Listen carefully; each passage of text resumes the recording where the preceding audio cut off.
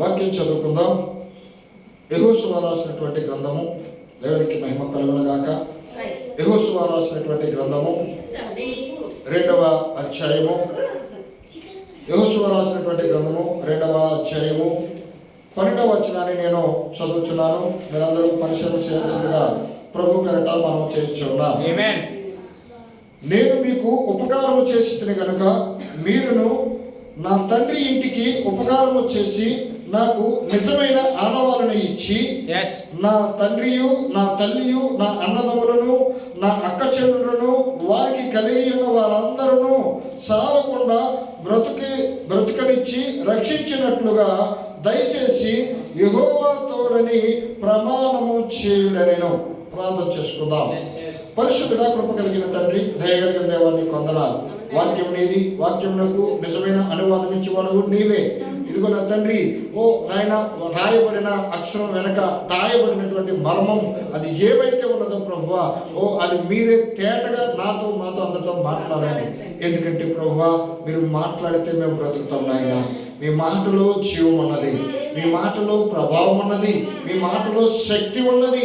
ఓ ప్రభు, నిశ్చయంగా మాకు ఎంతో అవసరమైనది. కాబట్టి నిశ్చయంగా నాతో మాతో అందరితో ప్రభువా, ఓ ప్రభు, నీవే మాట్లాడి మమ్మల్ని బలపరిచి స్థిరపరచమని యేసుక్రీస్తుని నామములో అడుగుచున్నాం మా పరమ తండ్రి. ఆమేన్. కూర్చుందాం, వర్షక్రమంలో కూర్చుందాం. దేవునికి స్తోత్రం. హల్లెలూయా, హల్లెలూయా. కూడి ఉన్న పరిశుద్ధులందరికీ మరొకసారి ప్రభు అయిన యేసుక్రీస్తు నామమున పేరిట వందనాలు చెల్లిస్తా ఉన్నాను. మంచిది ప్రియులారా, చదవనటువంటి లేఖనంలో నుంచి కొన్ని విషయాలు మనము ధ్యానం చేద్దాం. ఎందుకంటే ప్రియులారా, ఇక్కడ ఒక స్త్రీ ఒక వ్యక్తులతో మాట్లాడుచు ఉన్నది. దేవునికి మహిమ కలుగును గాక. ఒక స్త్రీ కొందరు వ్యక్తులతో, అక్కడ ఇద్దరు వ్యక్తులు తన ఇంటికి ఆశ్రయానికి వచ్చారు. వారితో మాట్లాడుతూ ఉంది. ఏమని? ఈమె ఎవరో కాదు, రాహాబు అనే ఒక వేశ్య. దేవునికి మహిమ కలుగును గాక. రాహాబు అనే వేశ్య ఏం చేస్తుందంటే, ఎరుకో పట్టణాలకి ప్రాకారపు గోడల మీద ఈమె ఏం చేస్తుంది? నివాసం చేస్తూ తన జీవనోపాధి నిమిత్తము వ్యభిచార వృత్తిని కొనసాగిస్తూ ఉంది. అయితే చూసినట్లయితే చూడండి పిల్లరా, ఇక్కడ మనం గమనించినట్లయితే చూడండి, యెహోషువ గ్రంథము 2వ అధ్యాయంలో ఈ మాటలు మనకి కనబడుతున్నాయి. చక్కగా మొదటి నుంచి మనం చదువుకుంటూ పోయినట్లయితే అనేక విషయాలు మనకు అర్థమవుతాయి. అయితే ఇక్కడ మనం 12వ వచనం నుంచి మనం ఎందుకు చూస్తున్నామంటే, ఆ యొక్క ఎరుకో పట్టణాన్ని పరిశీలన చేయడానికి వేగుల వారు వచ్చినప్పుడు ఆ వేగుల వారికి ఆశ్రయం ఇచ్చి తన మిత్తి మీద దాచిపెట్టింది. హల్లెలూయా. ఎందుకు దాచిపెట్టింది? ఇక్కడ మనం చాలా ఆలోచించాల్సిన విషయాలు ఉన్నాయి. ఈమె లోపల ఒకలాంటి ఆశ ఉండిపోయింది. ఏంటి ఆశ అంటే, నేను చెడ్డదాన్ని అయినప్పటికీ ఈ లోకంలో నేను చెడిపోయిన స్థితిలో ఉన్నాను, ఈ లోకంలో నేను చెడ్డ జీవితాన్ని నేను కలిగి ఉన్నాను. అయినప్పటికీ ఇదిగో నా మీద ఆధారపడినటువంటి నా కుటుంబం, దేవునికి మహిమ కలుగును గాక, నా అన్నదమ్ములు, నా అక్క చెల్లెలు, నా తల్లిదండ్రులు, నా కుటుంబీకులు అందరూ కూడా నశించిపోకూడదు. హల్లెలూయా. చూసారండి ఎంత ఆశ కలిగి ఉందో. నశించిపోకూడదు. ఎందుకు అంటే ఈ లోకం చాలా భయంకరమైనటువంటి స్థితిలో ఉంది. బహు భయంకరమైన పరిస్థితిలో ప్రయాణం చేస్తూ ఉంది. ప్రయాణం చేస్తున్నటువంటి సందర్భాలలో ఏం జరుగుతుంది అంటే, ఈ ఇశ్రాయేలీయుల దేవుడు చాలా గొప్పవాడు. హల్లెలూయా. ఈ ఇశ్రాయేలీయుల దేవుడు చాలా గొప్పవాడు. ఆ యొక్క ప్రజలను దేవుడు ప్రేమించి ఐగుప్తు దేశం నుంచి విడిపించి బయటకు తీసుకుని వచ్చాడు. ఆ దేశంలో ఉన్నప్పుడు చేసినటువంటి గొప్ప అద్భుత కార్యాల కంటే ఇంకా మనం ఆలోచన చేసినట్లయితే, ఆ దేవుడు తన ప్రజల కోసము ఆ ఎర్ర సముద్రాన్ని 2 పాయలుగా చేశాడు. హల్లెలూయా.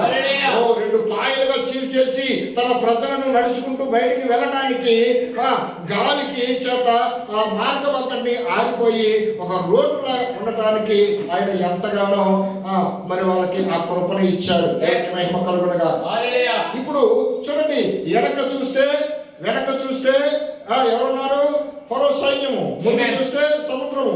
అలాంటి పరిస్థితుల్లో వాళ్ళు అల్లాడిపోతున్నప్పుడు దేవుడు వారిని ప్రేమించాడు కాబట్టి వాళ్ళ కోసము గొప్ప కార్యాన్ని చేశాడు అక్కడ. హల్లెలూయా. మరి ఆ గొప్ప కార్యము చేసిన ఉండిపోతుందా? అనేక మంది దేవుడు వారి పట్ల తన పిల్లల పట్ల చేసిన గొప్ప గొప్ప కార్యాలను బట్టి కథలుగా సాక్ష్యాలుగా అనేక మంది చెప్పుకుంటూ ఉంటారా? ఈ రోజు కూడా మన జీవితాల్లో మనం పరిశీలన చేసినట్లయితే విశ్వాస జీవితంలో ఉన్న మన ప్రతి ఒక్కరి పట్ల కూడా దేవుడు ఎంతో శ్రద్ధ కలిగి ఉన్నాడు. దేవుడు మన పట్ల శ్రద్ధ కలిగి ఉన్నాడు. మనమైతే దేవుడి పట్ల ఎంత శ్రద్ధ కలిగి ఉన్నామనేది కూడా మనం ఆలోచించుకోవాల్సిన అవసరము ఎంతో ఉన్నది. హల్లెలూయా. ఎందుకంటే దేవుడు తన పిల్లల పట్ల, ఇదిగో తను ప్రేమించిన తన భార్య పట్ల, తన వధువు పట్ల ఆయన కలిగి ఉన్నటువంటి శ్రద్ధ ఈ లోకంలో ఎటు పోయినా ఎక్కడికి పోయినా ఏ ఒక్కరూ కలిగి లేరు. హల్లెలూయా. ఇంకా మనం ఆలోచన చేసినట్లయితే మనకు జన్మనిచ్చిన తల్లిదండ్రులు కూడా మన పైన అంత శ్రద్ధ కలిగి లేరు. ఎందుకంటే ఆయన సృష్టికర్త అయి ఉన్నాడు. జగత్కు పునాది వేయబడక మునిపే ఆయన ప్రణాళికలో మనల్ని నిర్మించుకొని ఉన్నాడు.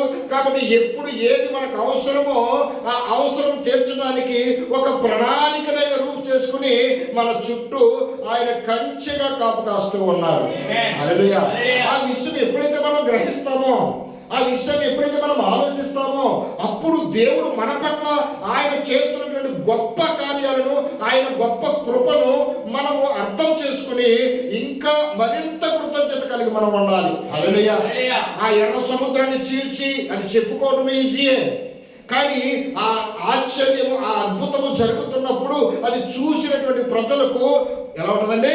ఒళ్ళు జలధరిస్తూ ఉంటది. ఏంటి, మానవునికి ఇది సాధ్యము కానిది, ఇది దేవుడికి మాత్రమే సాధ్యమైనది. దేవుడు ఎంత శక్తివంతుడు, ఆయన కలిగి ఉన్నటువంటి ఎంత కృప అని అది చూసిన వారికి ఎంతో ఆశ్చర్యం కలిగిస్తుంది. అదే విధంగా ఆ ఎర్ర సముద్రమును దాటి బయటకు వెళుతున్నప్పుడు, అడ్డకు వీళ్ళంతా ప్రయాణం చేసి ముందుకు వెళుతున్నప్పుడు ఆ అడ్డొచ్చినటువంటి రాజ్యాలను కూడా ఆయన జయిస్తూ తన పిల్లలకు మార్గం సరళం చేసుకుంటూ ముందుకు వెళ్ళిపోతున్నాడు. హల్లెలూయా. హల్లెలూయా. అయితే ఎదురుగా ఏం కనబడుతుంది? ఎరుకో పట్టణం కనబడుతుంది. ఆ ఎరుకో పట్టణానికి ఇప్పుడు ఇశ్రాయేలు అందరూ కూడా ఇలా ఎరుకో పట్టణం వైపు రాబోతూ ఉన్నారు.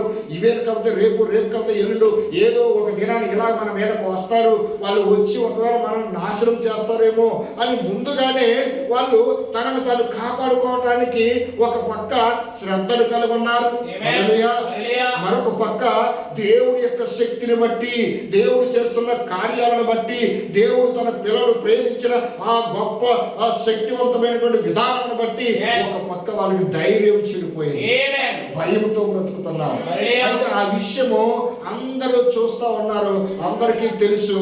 అయితే బాగా మనం గమనించినట్లయితే చూడండి, ఆ దినాలలో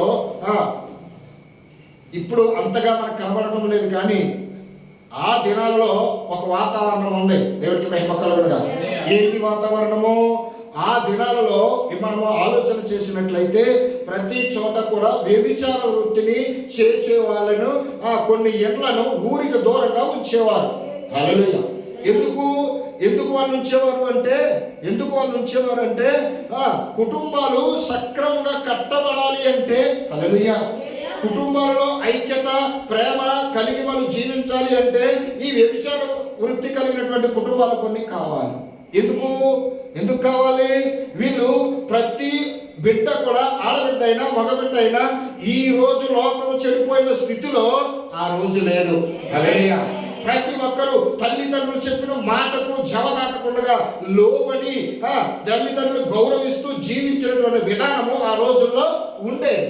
అయితే ఒక భార్య భర్తలు ఇద్దరు కలిసి సంసారం చేయాలంటే ఎలా చేయాలో కూడా తెలియని పరిస్థితులు ఆ దినాలలో ఉండేవి. అయితే వాళ్ళు నేర్చుకోవటానికి, వాళ్ళు కొన్ని విషయాలు తెలుసుకుని వాళ్ళ జీవితాన్ని కొనసాగించుకోవటానికి ఇలాంటి వాళ్ళను, బలహీనులను బలపరచడానికి ఇలాంటి వాళ్ళను కొన్ని ప్రాంతాల్లో ఉంచేవారు. దేవునికి మహిమ కలుగును. అప్పుడు వాళ్ళు ఉన్నటువంటి విధానాలను బట్టి ఏమైంది? జీవితాలు కట్టబడాయి, సంసారాలు బాగుపడాయి. ఇప్పుడు ఆలోచన చేసినట్లయితే పిల్లరా, రాను ఈ వ్యభిచార వృత్తి ఎక్కడ ఊరికి దూరంగా ఉన్నటువంటి కొంపలు ఇప్పుడు ఏమైందంటే టెక్నాలజీ ఎప్పుడైతే పెరిగిపోయిందో, అంచెదినాలకు ఎప్పుడైతే వచ్చామో, అంతము సమీపంగా ఎప్పుడైతే ఉందో, ఇప్పుడు అరిచేతిలో బ్రహ్మాస్త్రం అన్నట్లు ఏమైపోయిందంటే అన్ని కూడా ఎక్కడెక్కడో లేని దరిద్రాలన్నీ కూడా మన చేతిలోకి వచ్చేస్తాం. హల్లెలూయా. ఇప్పుడు వ్యభిచారం చేయడానికి, అప్పుడు శరీర సంబంధమైనటువంటి వ్యభిచారం అది, అదేనండి, శరీర సంబంధంగా వాళ్ళ జీవితాలు కట్టబడడానికి ఒక మాదిరిగా వాళ్ళు ఉంచేవారు లైసెన్స్ ఇచ్చినట్లుగా. ఈ రోజు ఏమైందంటే ఆత్మీయ వ్యభిచారము ఎక్కడో ఊరికి దూరంగా ఉన్నటువంటి కొంపలో పేరుకు మాత్రమే, కానీ ఇప్పుడు ఆ కొంపలు కరువైపోయినాయి. ఇప్పుడు ప్రతి ఇంట్లోనికి కూడా ఆ యొక్క భావన వచ్చి కూర్చోండి. హల్లెలూయా. ప్రతి ఇంట్లోనూ ప్రతి వ్యక్తిలోనూ వ్యభిచార సంబంధమే కనబడుతుంది, కానీ ఆత్మ సంబంధం కరువైపోయింది.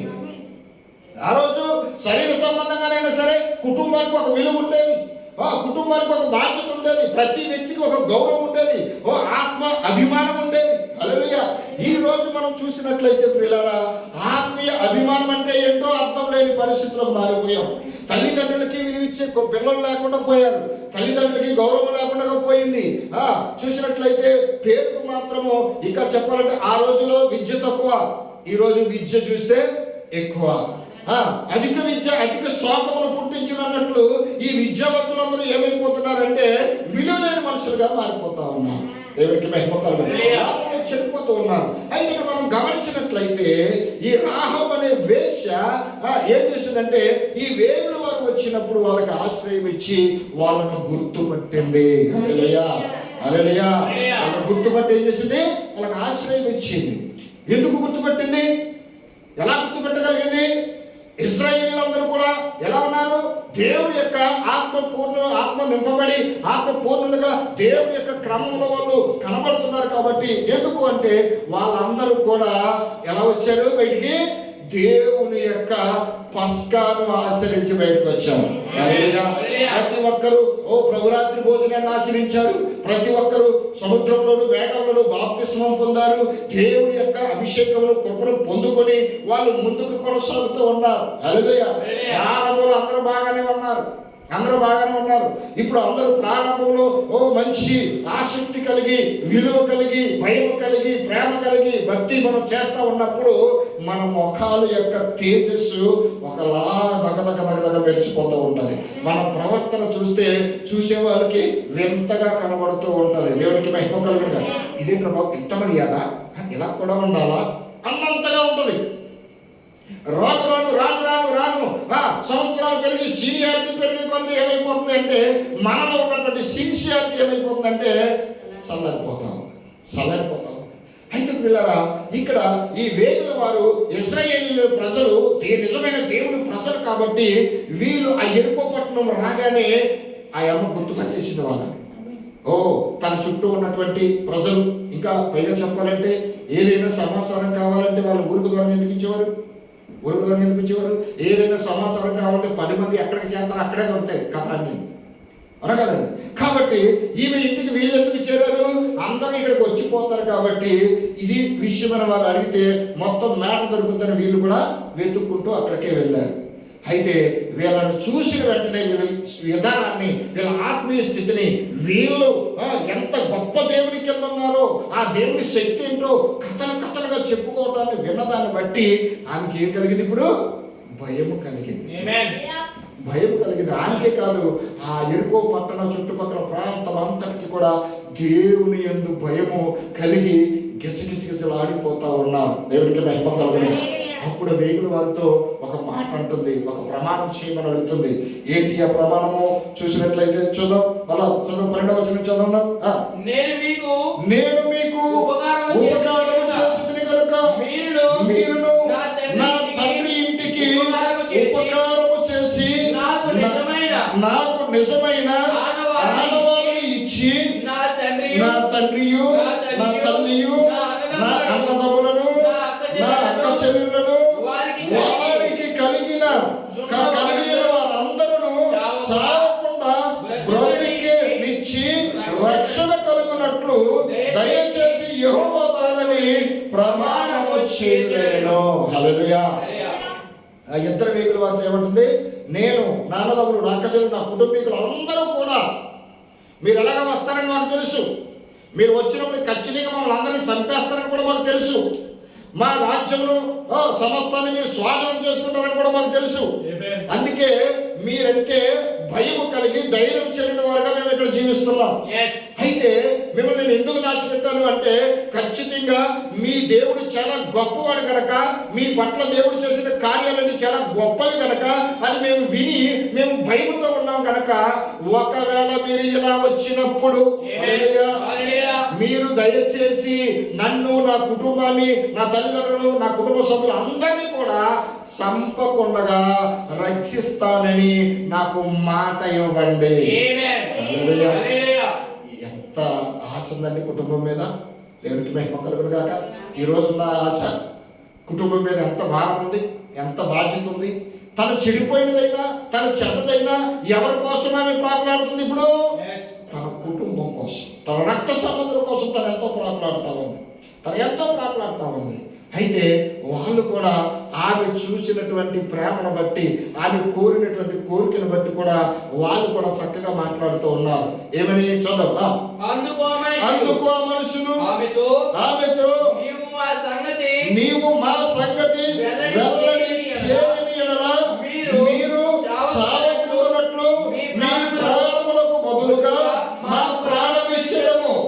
యెహోవా ఈ దేశమును మాకు ఇచ్చినప్పుడు నిజముగా మేము నీకు ఉపకారము చేసేదము. ఆమె ఇల్లు పట్టణపు ప్రాకారము మీద ఉండెను. ఆమె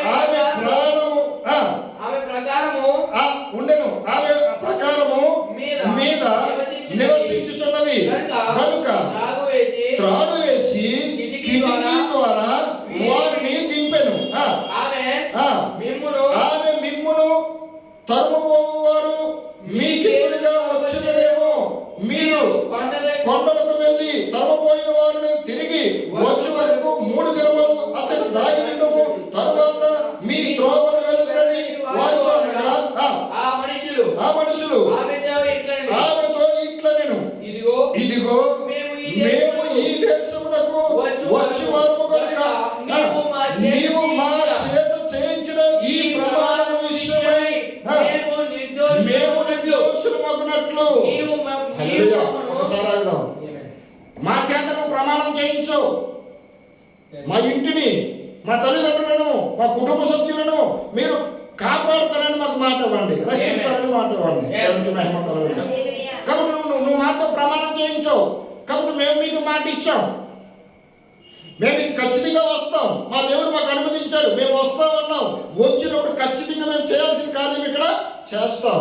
అయితే నీకు ఇచ్చిన మాట ప్రకారము, దేవుడికి మహిమ కలుగును, నీకు ఇచ్చిన మాట ప్రకారము మేము మీ ఇటుగా వచ్చినప్పుడు ఈ దేశం అంతటిని మేము పాడు చేసినప్పటికీ మిమ్మల్ని పాడు చేయకుండా మేము ఉండాలి అంటే మాకు ఒక గుర్తు కావాలి, ఒక ఆనవాలు కావాలి.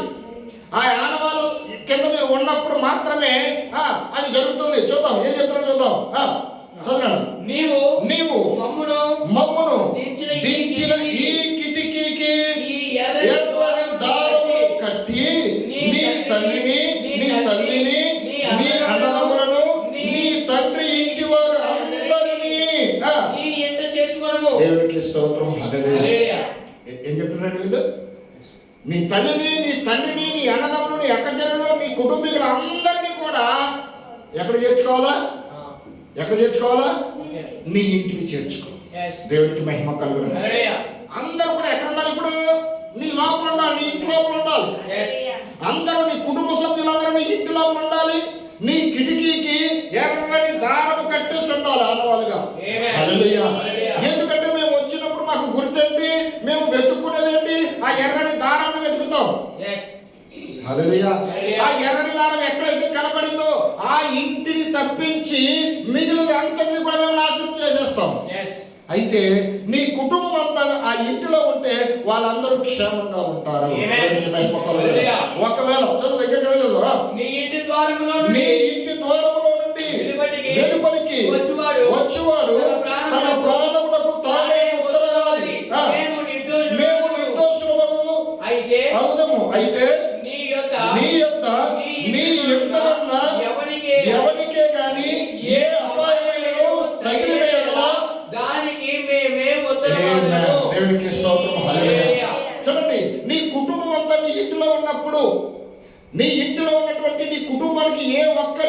జరిగినా దానికి బాధ్యులం మేమే.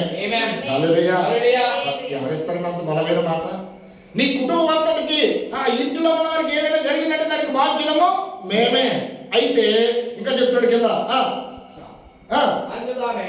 అందుకామె మీ మాట చొప్పున 20 నిమిషాలు నీవు మా సంగతి వెల్లడి చేసిన ఎడల నీవు మా చేత చేయించిన ఈ ప్రమాణము విషయములలో మేము దోషులము కాబరిమి. అందుకామె మీ మాట చొప్పున జరుగును గాక అని చెప్పి వారిని వెళ్ళనంపెను. వారు వెళ్ళిన తరువాత ఆమె ఆ తొగల దారమును కట్టెను. వారు వెళ్ళి కొండలను చేరి తనము వారు తిరిగి వచ్చే వరకు 3 దినములు అక్కడ నివసించిరి.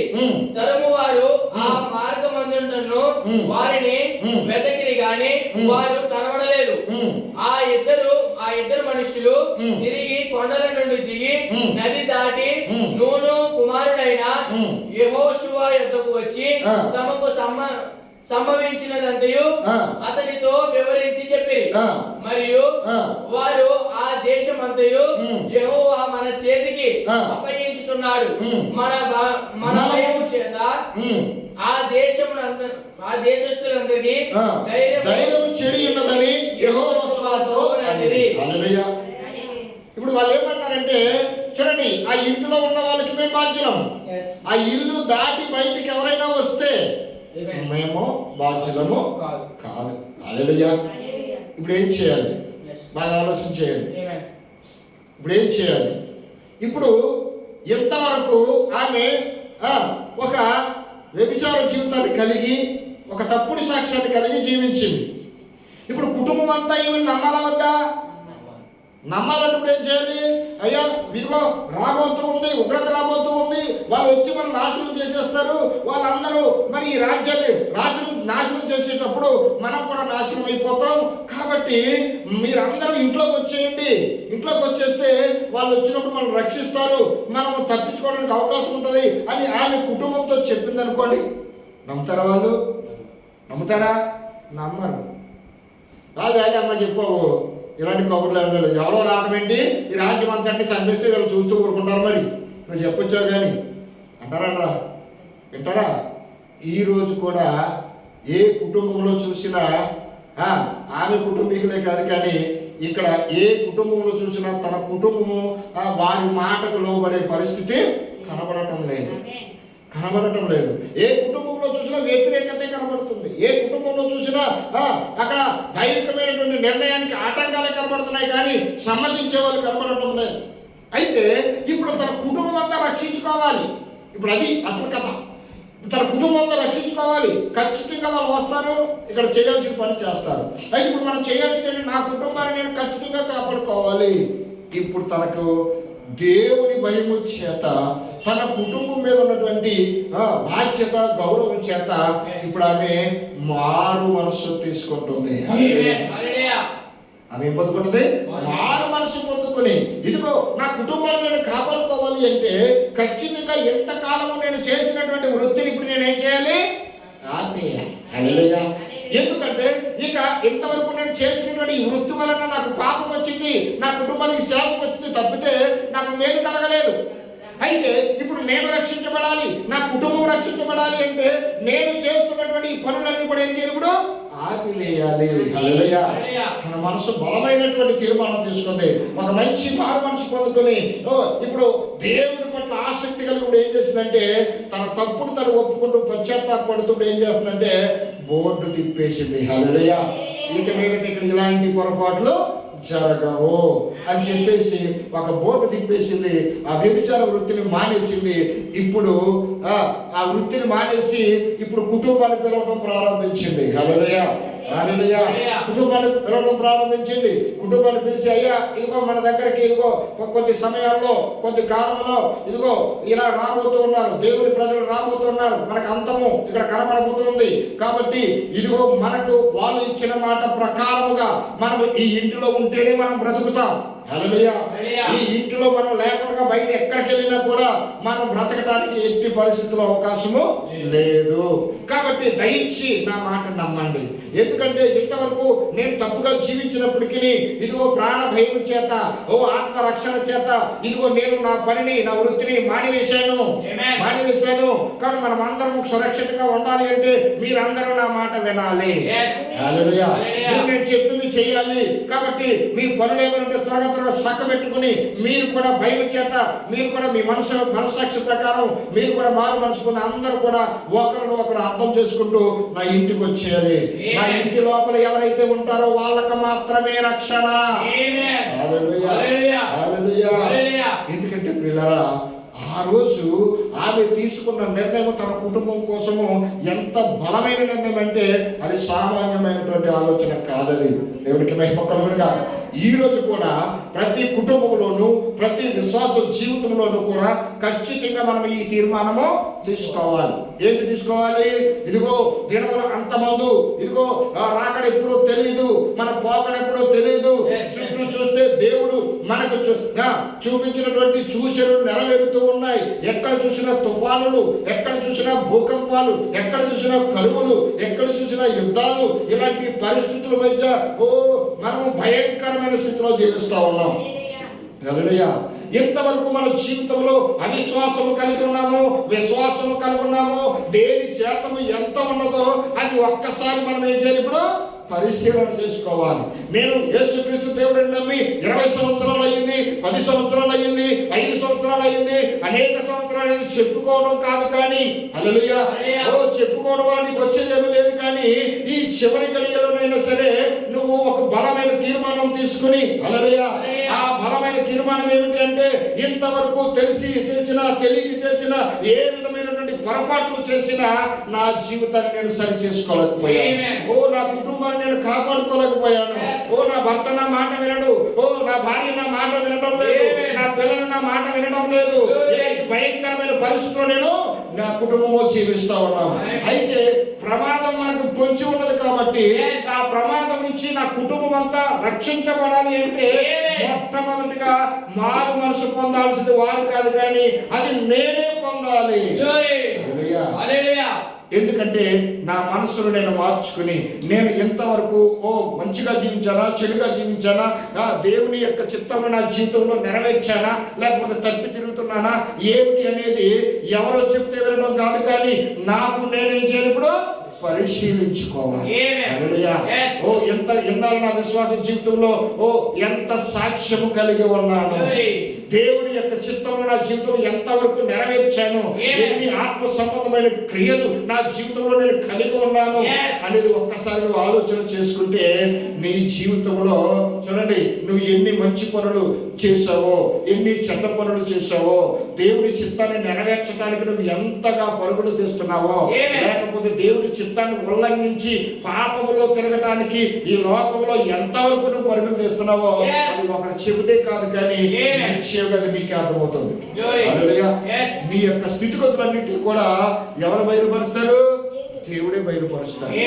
వాళ్ళందరికీ భయము ఎవరు పుట్టించారు? ఇప్పుడు దేవుని యొక్క గొప్ప శక్తిని బట్టి, ఆ దేవుడు తన ప్రజలకు చేస్తున్నటువంటి కార్యాలను బట్టి ఆశ్చర్యం కలిగించి వినే వాళ్ళకి అందరికి ఏమైంది? ఇప్పుడు వణుకు పుడుతుందా లేదా? వణుకు పుడుతుందా లేదా?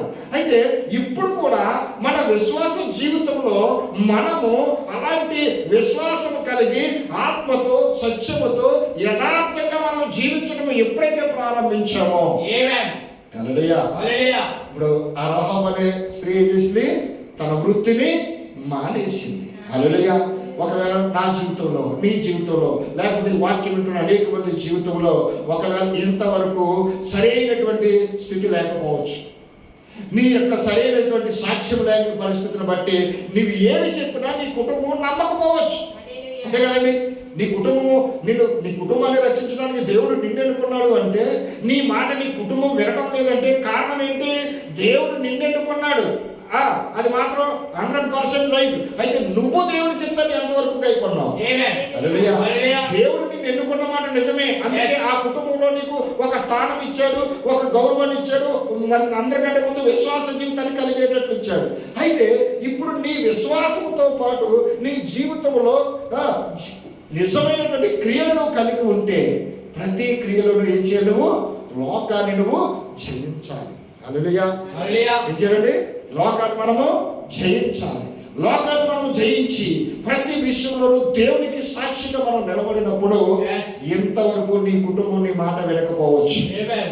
కొంతకాలంగా నీలో కలిగినటువంటి మార్పును బట్టి, నీవు జీవిస్తున్న జీవితాన్ని బట్టి వాళ్ళకు కూడా మొట్టమొదటిగా నిన్ను నమ్మకపోయినా, మొట్టమొదటిగా నీ మాటకు విలువ ఇవ్వకపోయినా, నీవు కలిగిన విశ్వాసమును బట్టి, ఆ విశ్వాసానికి తగిన జీవితాన్ని బట్టి, ఆ విశ్వాసానికి తగిన క్రియలను బట్టి నిశ్చయంగా ఆలోచించి వాళ్ళలో కూడా మారు మనసు అనేది ప్రారంభమవుతుంది.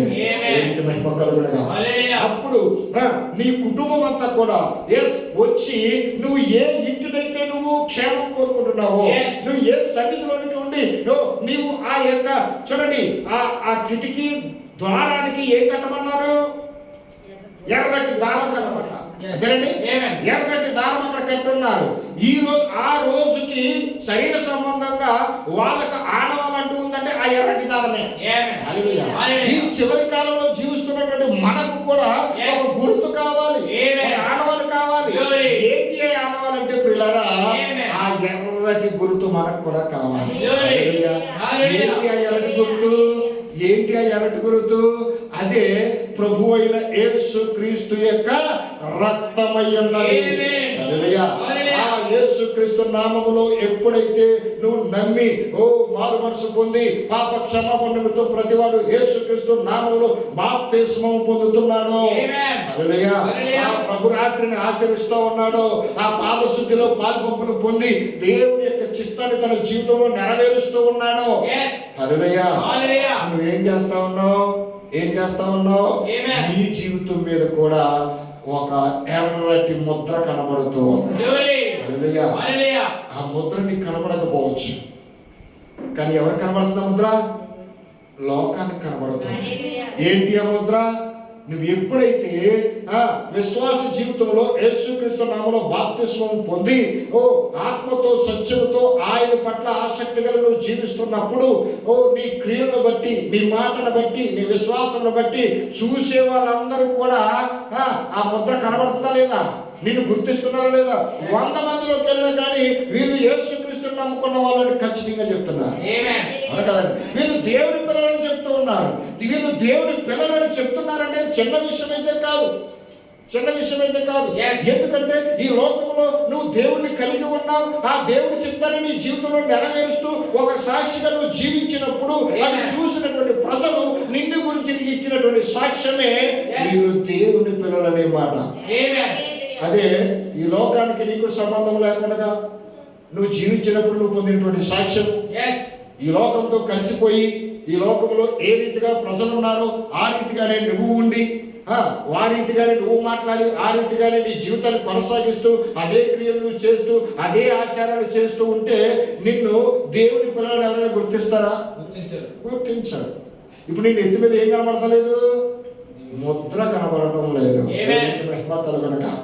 ఇప్పుడు చూడండి, ఆ యొక్క వేస్ట్ అయినప్పటికీ తన కుటుంబం రక్షించబడాలి అంటే ప్రతి ఒక్క వ్యక్తి ఆ ఇంటికి దారం ఆనవాలుగా ఉన్నది కాబట్టి ఆ దారం ఆనవాలుగా ఉన్న ఇంట్లోకి రావాలి.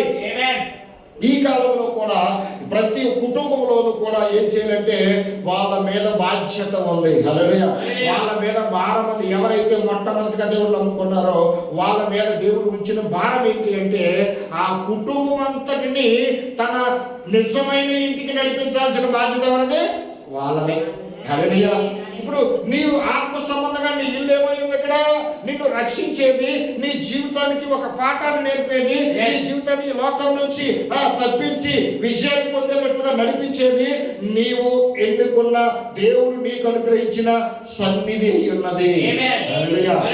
ఈ సన్నిధిని బట్టి నువ్వు ఎంతగానో దీవించబడుతూ ఉన్నావు. ఈ సన్నిధిని బట్టి యేసుక్రీస్తు నామములో ఆ రక్తంలో నువ్వు కడగబడి నీ పాపం నుంచి విడుదల పొంది విశ్వాస జీవితాన్ని నువ్వు కలిగి ఉన్నావు. కాబట్టి ఇప్పుడు నీ జీవిత మార్పును బట్టి, నీ విశ్వాసము బట్టి, నీ క్రియను బట్టి మొట్టమొదటిగా మారాల్సింది ఊర్లో ఉన్న వాళ్ళు కాదు, కానీ మొట్టమొదటిగా మారాల్సింది ఎవరు? ఇప్పుడు నీ కుటుంబమే. హల్లెలూయా. నీ కుటుంబాన్ని నిన్ను మాదిరిగా తీసుకోవాలి. నీ కుటుంబం నిన్ను మాదిరిగా తీసుకోలేదు అంటే నిజమైనటువంటి విశ్వాసం నీవు ఇంకా కాదు, రాలేదు. ఇంకా అందరి ముందు బాగానే జీవించేస్తాం, జీవితామో జీవించామండి. అందరి ముందు రోడ్డుకు బయటికి వెళ్ళిన తర్వాత అందరి ముందు చాలా నిజాయితీగా జీవిస్తాం. కానీ ఒరిజినల్ విశ్వరూపం ఎక్కడ కనబడుతుంది? ఇంటి దగ్గర ఉన్న వాళ్ళకి తెలుస్తుంది. అవునా కదండి? మరి ఇంటి దగ్గర ఉన్న వాళ్ళు మారాలి అంటే ముందు ఎవరు మారాలి? నువ్వు మారాలి. నువ్వు మారాలి, నీ మాట మారాలి, నీ వస్త్రధారణ మారాలి, నీ ప్రవర్తన మారాలి. నీ ప్రతి విషయము దేవునికి ఇష్టమైనదిగా, దేవునికి యోగ్యమైనదిగా నువ్వు ఎప్పుడైతే మారు మనసు పొంది మార్పు చెంది నువ్వు జీవిస్తున్నావో, ఆ విశ్వాసానికి తగిన క్రియలు నీలో ఉన్నాయో, అప్పుడు దేవుడు నీ ద్వారా ఏం చేస్తాడంటే కుటుంబాన్ని రక్షిస్తాడు. కుటుంబం యొక్క ఆలోచనలు మారుతాయి, కుటుంబం యొక్క ప్రవర్తన మారుతుంది. వాళ్ళందరూ నిన్ను గమనించి ఇంతకాలం నేను ఏదో అనుకున్నాను, కానీ ఇంతకాలం చేసిన భక్తి వేరు, ఇప్పుడు ఈమె చేస్తున్న భక్తి వేరు. హల్లెలూయా. ఈ సహోదరుడు ఎంతవరకు తాగేవాడు, తిరిగేవాడు, ఎన్నెన్నో చెప్పేవాడు, కానీ ఇప్పుడు తను నమ్మిన దైవాన్ని బట్టి తను మంచిగా జీవిస్తూ ఉన్నాడు. అలాంటి వాళ్ళ మాట వినకపోతే మనకే నష్టము. హల్లెలూయా. ఇప్పుడు కుటుంబం అంతా ఏం చేస్తుందంటే మన మాటకు ఏకీభవిస్తుంది. నీ వెనక నీ సన్నిధికి వచ్చి నీవు పొందిన ముద్రను వాళ్ళు కూడా పొంది ఇప్పుడు ఆ ఉగ్రత నుంచి తప్పించుకోవడానికి, ఇక్కడ ఈ లోకంలో జయించడానికి సిద్ధపాటును కలిగి ఉంటారు. ఆ రాహాబు చేసినటువంటి పని శరీర సంబంధంగా ఆ దినమందు అది రైట్ అయితే, ఈ దినమందు కూడా మనము ఆత్మ సంబంధంగా ఆ విధంగా మారవలసిన వారుగా ఉన్నాం. అంతేకాదు పిల్లరా, తను ఆ వేశ్య వృత్తిని మానివేసి వాళ్ళకి ఇచ్చిన మాట ప్రకారం వాళ్ళు వచ్చినప్పుడు ఖచ్చితంగా ఆ కుటుంబాన్ని తప్పించి మిగిలిన వాళ్ళందరినీ చంపేశారు. దేవుడు అలాంటి వేస్ట్ అయినటువంటి తన యొక్క వంశావళిలోనే హల్లెలూయా యేసుక్రీస్తు కుమారుడిగా భూమి మీదకి రావడం జరిగింది. హల్లెలూయా. ఎందుకంటే ఏ వ్యక్తి అయితే నిజమైనటువంటి మారు మనసు పొంది దేవుడికి ఇష్టంగా అనుకూలంగా జీవిస్తారో వాళ్ళ ద్వారానే దేవుడు అనేకమైన అద్భుత కార్యాలు చేస్తారు. చరిత్రలో వాళ్ళు వాడబడేటట్లు, వాళ్ళ ద్వారా అనేక మంది బాగుపడేటట్లు, అనేక మంది మారు మనసు పొందేటట్లు దేవుని కృపను బట్టి వాళ్ళు ఒక మంచి మార్గంలోనికి రావడం జరుగుతుంది. ఎందుకంటే పిల్లరా, మనం ప్రతి విషయంలో మన జీవితంలో ప్రతిదీ కూడా మనము ఏం చేయాలండి? ఆలోచన చేయాలి. ఆలోచన చేయకపోతే ఏది కూడా మనకి గుర్తుకు రాదు. ప్రతి క్షణము మనం ఏమై ఉన్నామో, మనం చేస్తున్న భక్తి రైటా రాంగా, మనం ఎందుకు చేస్తున్నాము, దీనివల్ల మనకు లాభం ఏంటి, ఎన్నాళ్ళు నా జీవితంలో నేను ఎంతమందికి మాదిరి ఉన్నాను, ఎన్నాళ్ళు నా జీవితంలో నన్ను చూసి మెచ్చుకునే వాళ్ళు ఎంతమంది ఉన్నారు, నన్ను తిట్టుకునే వాళ్ళు ఎంతమంది ఉన్నారు, ఇది మనం ఏం చేయాలి? ఆలోచన చేయాలి. ఈ లోకం నేను విమర్శిస్తుంది. ఎందుకు విమర్శిస్తుంది? నువ్వు తప్పు చేసావని నేను అంటదా? ఈ లోకం అంతా కూడా తప్పు చేసిన వాళ్ళు సమర్థిస్తూ వాళ్ళకి సపోర్ట్గా ఉంటారు. కానీ నీతిగా బతికే వాళ్ళు ఎప్పుడు కూడా నిలదీసి నిందపాలు చేస్తారు. ఏంటి? ఈ లోక ప్రభావం. అది ఈ లోకం యొక్క ప్రభావం. ఈ లోకాధిపతి దుష్టుడు కాబట్టి దుష్టుడు మంచిని ఎప్పుడు ఇష్టపడతాడా? ఇష్టపడడు. మంచి మీద బురద జరగటానికి, మంచి వారి జీవితాలతో ఆడుకోవటానికి, నిజమైన విశ్వాసాన్ని పాడు చేయడానికి వాడు ప్రయత్నం చేస్తాడు. కాబట్టి మన విశ్వాస జీవితంలో ఏమై ఉన్నామనేది మనం ఆలోచించాలి. అవి ఏమైనా అరే వేగుల వారు వచ్చారు, మనందరినీ చంపేస్తారేమో, కాబట్టి ఈ విషయం వెళ్ళి రాజుకి చెప్దాం, లేకపోతే ఇంకా చాలా మంది తప్పించుకోవడానికి అవకాశం ఉంది కాబట్టి వాళ్ళందరికీ చెప్దాం అని ఆలోచన చేసిందా? ఎందుకంటే ఎవరితో చెప్పినా ఏం చేసినా ఎవరి మాట వినే పరిస్థితుల్లో లేరు. ఎవరైతే దాన్ని గుర్తిస్తారో, ఎవరైతే దాన్ని గమనిస్తారో, ఎవరైతే దాన్ని వెంబడిస్తారో దేవుడు వాళ్ళకి ఆ కృపను ఇస్తారు. ఆమె ఆ కృపను పొందుతుంది కాబట్టి తన కుటుంబమే మారకపోతే మిగిలిన మారుతారా? వింటారా? వినరు. కాబట్టి మొట్టమొదటిగా మనందరము చేయాల్సిన పరిస్థితి ఎవరికి ఆ బాధ్యత ఉందంటే, మన మీద ఉన్నటువంటి భారం బాధ్యత ఏంటంటే మన కుటుంబాన్ని మనం రక్షించుకోవాలి. ఊరందరిని ఉద్ధరించడానికి నిన్ను దేవుడు భూమి మీదకి పంపలా.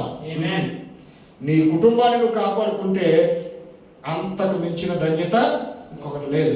నీ కుటుంబం అంతా ఖచ్చితంగా ఎలాంటితో ఉంటే వాళ్ళను చూసినటువంటి వాళ్ళు అనేక మంది మార్పులకు వస్తారు. కాబట్టి విశ్వాస జీవితంలో ఉన్న మనము ఖచ్చితంగా ఏం చేయాలండి, ఆ రాహాబు ఆ యొక్క వార్తలు విని ఆశ్చర్యానికి గురై దేవుని ప్రజలతో ఏ విధంగా మనం ఉండాలి అనేది మనము తెలుసుకుని దేవునికి మహిమ కలుగును.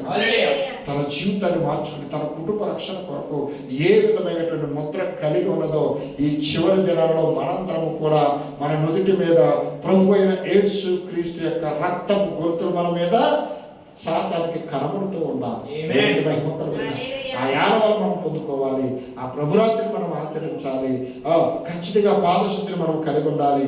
దేవుడు ఏదైతే మన పట్ల భారం ఉంచాడో ఆ విశ్వాసంతో దాని ముందుకి కొనసాగుతూ మనం వెళ్ళినప్పుడు మనము గ్యారంటీగా దేవుని రాజ్యము చేరతామనే విశ్వాసము నమ్మకం మనకుంటుంది. మనకు నమ్మకం ఉన్నదంటే ఆ విధంగా మనం ఆ నమ్మకంతో మనం జీవిస్తున్నాము అంటే మనల్ని చూసిన వాళ్ళు కూడా ఖచ్చితంగా వస్తారు. ఈ రోజు వచ్చిన చిక్కు ఏమిటంటే, ఎంతో మంది కోకొల్లలుగా దేవుడు నమ్ముకున్న వాళ్ళు ఉన్నారు, కానీ దేవుని రాజ్యం వెళ్తామంటే వాళ్ళకి నమ్మకం లేదు. దేవుని రాజ్యం అనే మాట తెలియని వాళ్ళు కూడా ఉన్నారు. అవ్వదండి. అయితే ఎటు పోతుందో మనకు అర్థం కాని పరిస్థితి. అయితే ఆ ఎటు పోయిందో ఎటు పోతుందో వాళ్ళకందరికీ లేని కృప ఈ దినమందు మనకిచ్చాడు దేవుడు. హల్లెలూయా. కాబట్టి దేవుడిచ్చిన కృపను బట్టి మనం ఏం చేయాలి, దాన్ని పొందుకొని దాన్ని పట్టుకుని ముందుకు వెళుతూ మన జీవితాన్ని మనము సరి చేసుకునేవారుగా మనం ఉండాలి. కాబట్టి పిల్లరా, ఆలోచన చేయండి, ప్రార్థన చేయండి. మన విశ్వాస జీవితాన్ని నిశ్చయంగా కాపాడుకుంటూ మనం ముందుకు వెళ్ళాలి. ఎన్నాళ్ళ భక్తి జీవితంలో మనము రక్షించబడకపోయి, మనకు దేవుని రాజ్యం వెళ్ళకపోయి, మన కుటుంబాన్ని రక్షించుకునే పరిస్థితులు మనం లేకపోతే మన భక్తి అంతా కూడా వ్యర్థమవుతుంది. కాబట్టి బాగా ఆలోచన చేయండి. జీవితంలో ఏమైనా మార్చుకోనండి, నేర్చుకోనండి, జీవించండి. దేవుని చిత్తాన్ని మనము నెరవేర్చేవారుగా ఉంటూ దేవుని ఆశీస్సులు పొందుకుంటూ మనం ముందుకు వెళదాం. దేవుని మాటలు దీవించును గాక.